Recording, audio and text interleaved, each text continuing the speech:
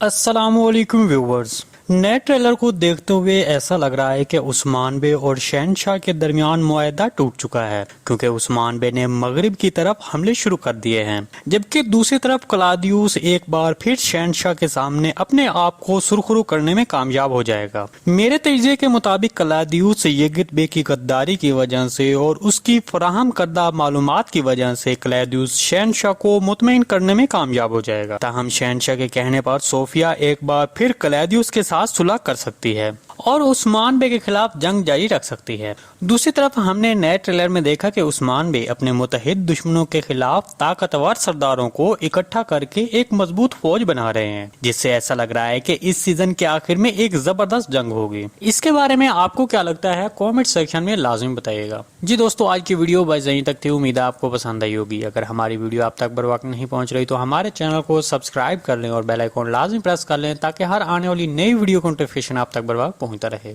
Video अच्छी लगी तो इसको लाइक शेयर कर दें। मिलते हैं किसी नई वीडियो के साथ, तब तक के लिए अल्लाह हाफिज।